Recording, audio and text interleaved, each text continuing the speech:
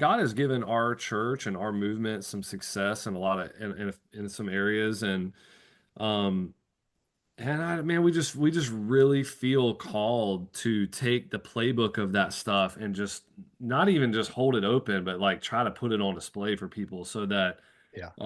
that people can follow some of the things that the Lord has done that are practical for us. And also, Eric, this might be a little bit off topic, but in my particular stream of church world, the idea of church growth has become demonized. Mm. It's very strange to me, but it's Yeah. it's totally true. The missional movement, I think it's a reaction from some of the Saddlebacks and Willow Creeks of the world in the '90s or whatever. I'm actually not old enough to really understand that part of it. I mean, I can read about it, but Sure. I didn't live it. Yeah. But I lived in a lot of the swing that was more missional and mission and what's happened in our world. This is so ironic, but we have celebrated sending and mission, but we have managed to demonize growth. Thank you so much for checking out the show today. Look, I want you to stay connected with everything this guest has to offer. So make sure that you sign up for my weekly newsletter. I'm not here to spam you.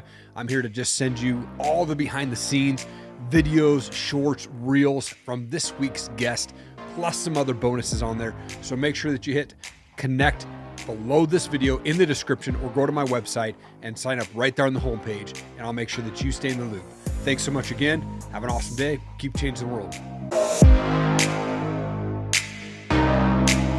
Pastor Andrew, you're a husband, you're a father, you're the lead pastor at Mercy Hill Church out in Greensboro and High Point, North Carolina. You're also one of the founders of Breaking Barriers and Breaking Barriers podcast. So excited for this conversation. Thank you for your time, man. I appreciate it. Eric, thanks, man. Excited to be here. I like to kick things off by going back a bit. I think you grew up in Florida. Like, what was childhood like for you? Yeah, man, I grew up in North Florida.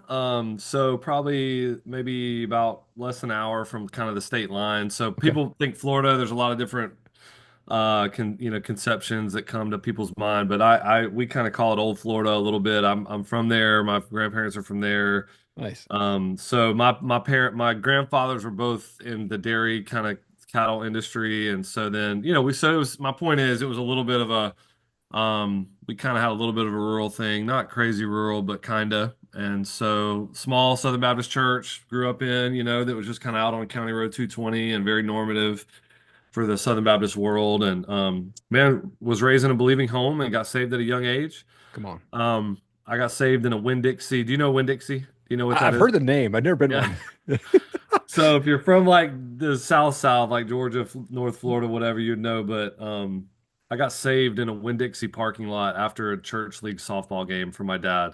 Come on. So that's pretty much my Southern Baptist credentials right there. So but no, anyway, we had an awesome time in kind of a normative size church and learned to love the Lord and love missions and ended up being called to ministry. So had a good great time being raised down there.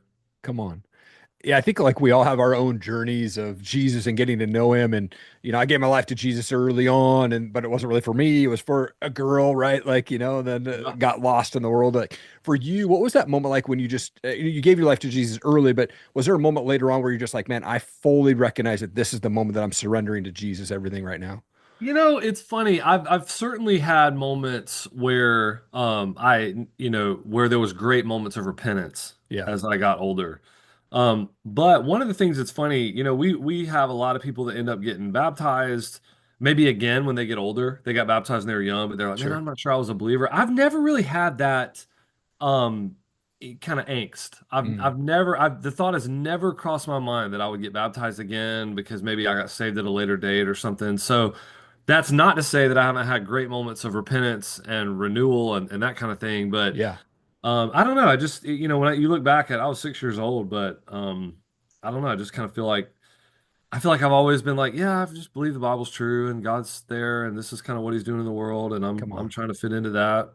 So yeah, I Yeah, haven't. It wasn't like a great moment of kind of coming back, or something like that. for sure. For sure. My wife was a youth pastor for Assemblies of God Church when I met her. And I also worked for the church for a while. And in that, we got to see kind of behind the scenes of how busy pastors are and how many directions they get pulled into. Like for you, how do you intentionally create space for spiritual growth as a family while trying to lead the church and getting pulled into so many different directions? Well, it's man, that's so important, Eric. I mean, we planted Mercy Hill. So Mercy Hill was a church plant 12 years ago. I was 28 years old, and man, the church grew and the church broke 1,000 in attendance on our second birthday. Wow. So there's a lot of cool things that come from that, and there's a lot Yeah, of scars that come from that too. for sure. And one of those scars is that at that age you can end up there can be very important things, your physical health, your spiritual fitness, that kind of stuff that you just sort of don't think about as much because you're just going, going, going. Your kids are young and all of that. So yeah, I mean, I've lived life where I had really good seasons of spiritual renewal and health and physical. I feel like they go together. Yeah. If your diet's right, your spiritual diet's probably right too. I mean, it just kind of all goes together. But I've had times when I did really well. I've had times when I really struggled. But as I've gotten older, I've seen just more and more and more importance for that. So, I mean, for me, man, I think it's that concept people use financially. If you ever read the book, like I don't know, there's a bunch of books, but Richest Man in Babylon or something like that. It's like Yeah. you got to pay yourself first, and so I just try very hard to think about that in terms of spiritual and physical health. So, Hmm. I'm a lead pastor of a church, and for that, I think what that means is I probably carry a weight nobody else carries, and so Hmm. that means that I'm gonna be okay with having a flexibility that maybe nobody else has. So for me, you might catch me in the gym at 10 o'clock on a Wednesday morning just because, Yeah. I'm not gonna be like I'm not gonna be kind of a slave to like 9 to 5 hours and that kind of stuff. So I'm gonna make sure that I get 3 days in the gym and 3 days cardio. Really try to do that, and then I just try not to miss a morning, man. I just love time in the morning, and I kind of have a pretty regimented. Some people would I think call it rote and boring and un I don't know. I hate to say unspiritual, but people equate I think a lot of reality to stuff that happens in the moment and it's very Sure. spontaneous, and I just don't. So I have a very routine.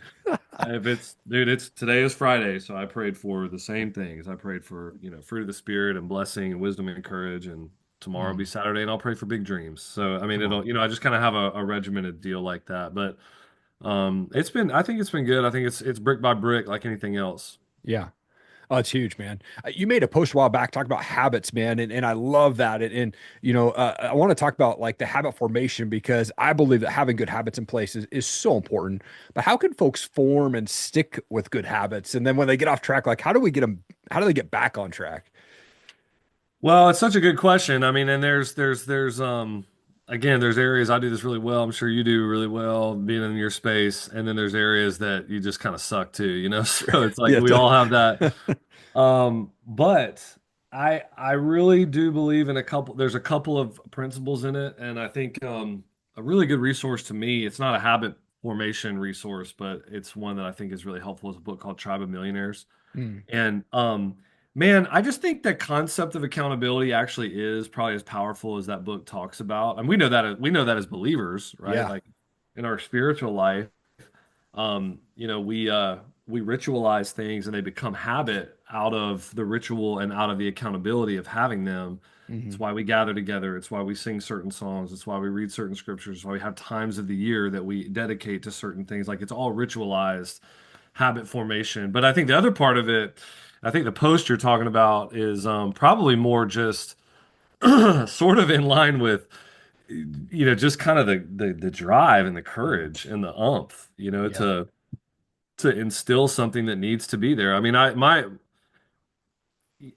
one of the little phrases I use all the time is like, "Ain't nothing changed until we change." Yeah. Nothing changes until you change. Yep. And so, yes, man, I've read Atomic Habits, and I love all that. And you want a habit stack, and I think but at the end of the day, man, I think it comes down to how bad do you want it, and Yep. how willing are you to share it with other people so that they will ask you about it. Yep. And and then that's to me, that's how habits really kind of get formed. Yeah. Oh, accountability is such a major factor in that. one of the things I'm really excited about for you is this Breaking Barriers ministry and the podcast that you have. Like, what inspired you guys to start that ministry and the podcast? And for those who don't know, what is that, and what's going on with that right now?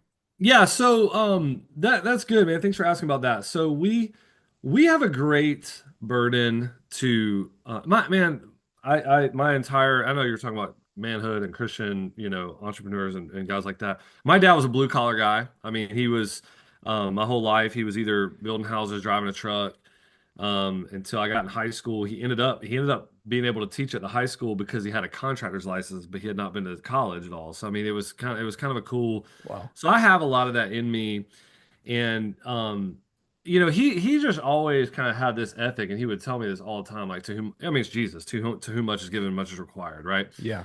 And I just think we really believe that. And man, God has given our church and our movement some success in a lot of in some areas, um, man, we just really feel called to take the playbook of that stuff and just not even just hold it open, but like try to put it on display for people so that Yeah.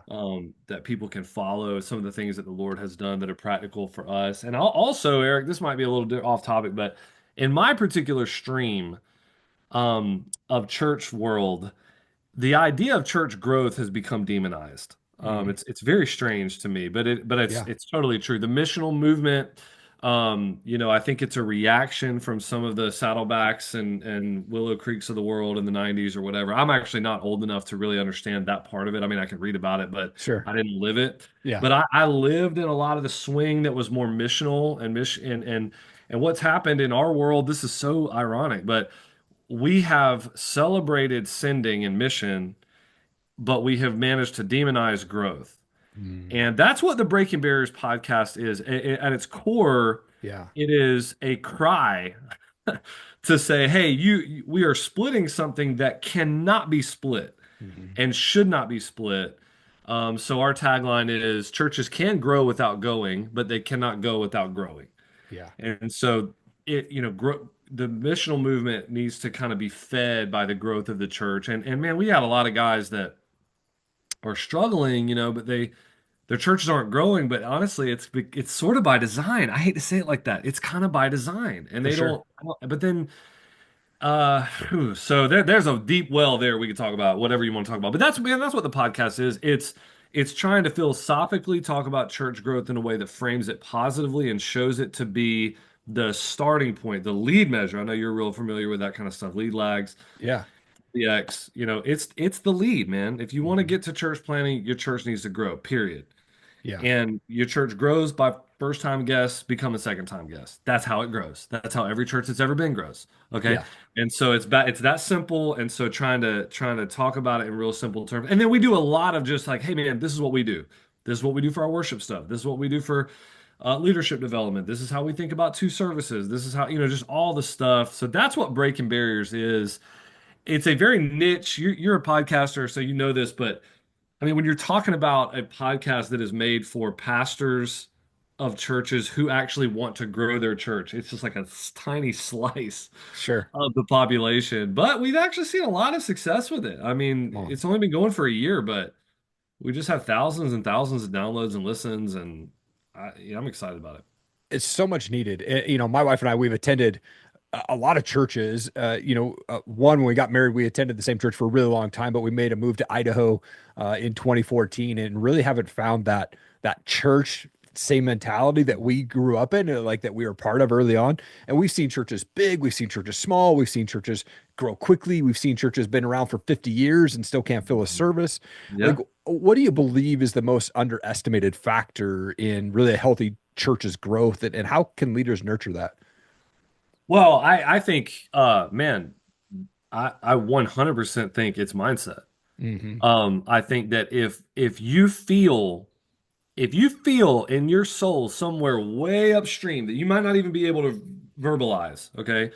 If you feel icky about your church adding numbers to it, that will absolutely work its way down into everything you do. Yeah. And I think that I think the church at large, like I'm right in this stream, so I'm talking to the choir. Man, we have fostered some of that. Yeah. All the conferences pastors go to, the first thing people will say is it's not about the numbers. Mm. And I'm like, hey guys, you're telling people don't worry about the numbers, but you're talking to a group of people that don't have any. Yeah. Totally. Like the way we're talking about it, you would think we live in a glut of church growth that we're trying to reform. No, no, you reform things that are going gangbusters and getting off the rails. Yeah. We've done Yeah. nothing but decline. My denomination has done nothing but decline for 50 years. Hmm. So it's like, man, I don't we're speaking as if there's like this glut of growth and we need to reform it because it's getting off the rails when really we're dying. Yeah. And it's just crazy to me, man. Like we go to these things where I mean, you'll listen, 80% of the churches in my stream are either plateaued or declining. Mm. Wow. Hundreds of them in North Carolina have not baptized a person in years. Wow. And seriously, and yet when we bring these people together to train them, the first thing out of our mouth is don't worry about your weekend numbers. It's crazy. Huh. So I think and one thing we do too, this is crazy, man. We have simultaneously figured out how to mourn decline without celebrating growth. Mm. Now you figure that out. Yeah. How could that? I mean, to me, that's if you're trying to kill something, that's the way to do it. Yeah. Mourn its decline, but refuse to celebrate its growth. So, Mm. I think that, what we've got to do is we've got to get back to a mentality of abundance in the church, not lack. Don't be scared and feel like you're icky because your church doubled in size. Celebrate that. Yeah. People are always like, well, I don't want to get prideful about it. I'm like, hey, listen, man, if you're successful in life, you're going to deal with pride. Mm. The answer to pride is not to take your ball and go home. The answer to pride is to repent and confess, like James 5:16 tells us to do. Yeah. That's the answer. You don't just take your ball and go home. Yeah. So I think that the number one thing churches that I see that are growing and doing well, they have leadership that wants it. Hmm. They want to grow, they want to do well, they're willing to learn. It's I hate it because it almost sounds like I'm being unspiritual, but they kind of have it's the same thing you see with businesses or schools that are going well. Yeah. You got leaders at the top that want it. They want to grow, they want their people to grow, they have goals. That man, I'll tell you, I'm getting off on a tangent, but I'll tell you No, one please. because I no, love you this. asked me a question. I talked to the state director here, one of the largest network of churches in North Carolina. Okay, the largest network of evangelical churches, and I asked him the same question you just asked me. I said, hey man, when you look out, because he has a different vantage point, he's looking at churches that are 50 people to 5,000. I mean, he's got this whole purview. Yeah. So what's the difference in a church that's just kind of thriving and healthy? Because you can be thriving and healthy at 100 people. It ain't got to be at 10,000 people. For sure. But I said, what's the difference? And you know what he said? He said, man, every time I go into a church that is healthy, they talk to me about what they're trying to do. They have a goal. Mm. Now, it may be a food pantry. It may be we're trying to get in this local school and teach these kids the Bible. I mean, he said, dude, the goals are all over the map in a state like North Carolina. Sure. But the healthy ones have something they're trying to do. And I was like, dude, that is so eye-opening to me. But I actually think it's right. I think it's something about believing in God. It's something about believing in what God wants to do. Hmm. I think it's goals. I think it's saying, man, we're gonna, we use Second Kings 4 a lot. We want to prepare the jars. That's a Bible story from the Old Testament where when you kind of run out of containers, that's when the miracle of the oil being multiplied stops. Yeah. And we were like, dude, we're not gonna run out of jars. That type of mentality, some kind of way, I think just God uses it. Mm. Oh, it's huge. I think where my wife and I went to the church before we moved to Idaho, they just did everything so well from all the ministries, from children ministry to men's ministry and groups, and we love that. And one of the recent churches that we attempted to go to out here in Idaho, super strange. We went for like a month, and I was like, man, this church is pretty good. We like the pastor; he's doing good. I wonder if they have a men's ministry. We went up and talked to the associate pastor and said, hey, do you guys have men's pastors? Oh yeah, I got 4 of them. Do you guys have men's groups? No, we don't believe in men's groups. And I Mhm. thought, I thought he was joking at first. Both my wife and I were like, what? He goes, we don't believe in entertaining the saints, is what he said. And he goes, it's just an excuse for men to check a box. And I thought, man, that's the weirdest thing. Like, you're not growing the men in this church, man. And ultimately, we ended up left that church because I wanted to find a community for men for myself. Yeah. But it was so weird. And in that moment, I realized that church is not growing. And that's probably why, or one of the reasons why, it was so strange to see that. Yeah. Where do you see the growth of churches over the say the next 10 years? Are we seeing a decline? With I mean, lots of political stuff and lots of people like declining in the worldly and all that stuff. But like, where do you see the church growth over the next 10 years? Well, the church is growing faster than anyone understands. Rebecca McLaughlin does a good job writing on this. It's just maybe not exactly where we see it. It's maybe Yeah. not right here. I mean, the church is exploding in Iran. It's exploding in China. Wow. It's exploding across Africa. The liberal kind of thing is to make fun of Christians because of who, and it's seen as patriarchal. Sure. It's seen as mythology. We believe a bunch of silly myths and all that stuff. But Rebecca McLaughlin makes a really good point. When the liberal elite make fun of Christians, they don't know who they're making fun of because Mm. actually they're making fun mostly of women of color around the world. And that's funny. It's the most diverse movement that's ever been in the history of the world. And it's Wow. done nothing but grow and up and to the right for the last 2,000 years. The problem is for us in the West, things do rise and decline. And we have just kind of, I mean, we all know this. Yeah. We're sort of in the midst of sort of that decline. That doesn't mean there aren't huge bright spots. America is not nearly as behind as people think. We do lose a lot every year. When you just think about the Pew Research stuff and the rise of the nuns, NONES, people that are not affiliating with any kind of religious stuff anymore. A lot of our young Sure. people are doing that.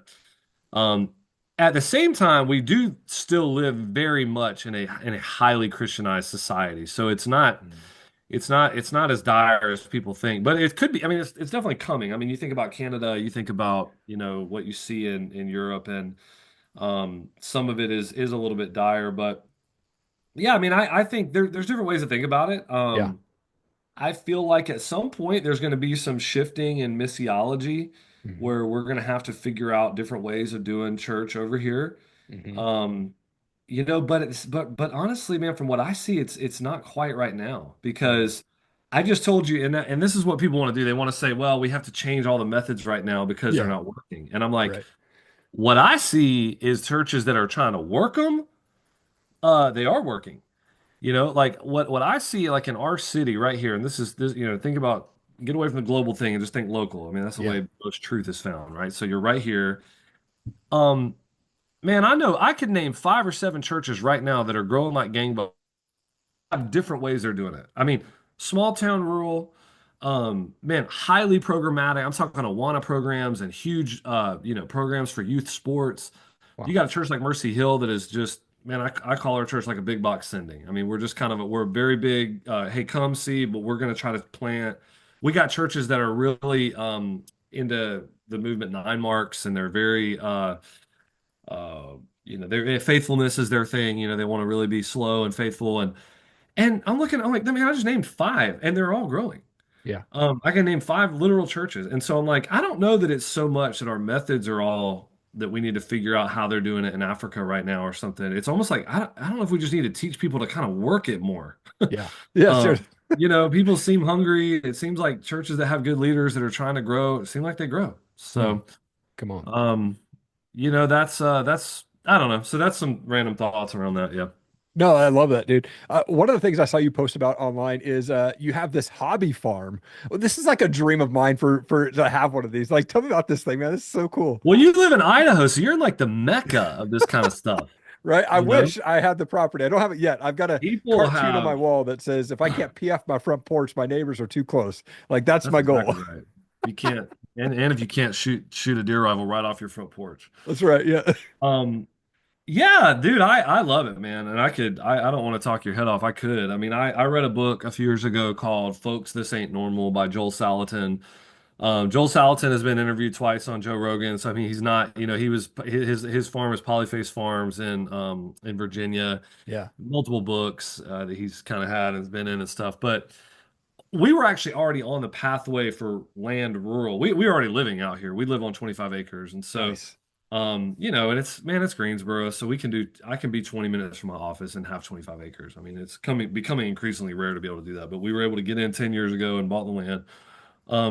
Always had a vision for that. My grandparents had land. We had a little bit of land growing up, not a ton, 3 acres probably, but lived on dirt roads and stuff. So we felt like And in seminary, Anna and I we were the ones that figured out how to go rent a soybean farm on 70 acres, and so we just always wanted to be out. I don't like being in the city, Yeah, for so sure. we knew we wanted to do that, and we did it. So we bought the land and all that. But that book and just following Salatin, it just man, it just really got into me, and I just feel like we have.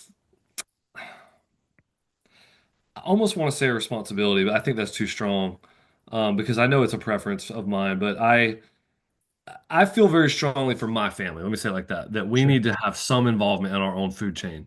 Yep. And we need to understand what it means to produce food. I mean, we live in a situation, we live in a society where the kids go to the store and they get chicken nuggets that are cut in the shape of dinosaurs. I mean, this is crazy, Yeah, So, totally.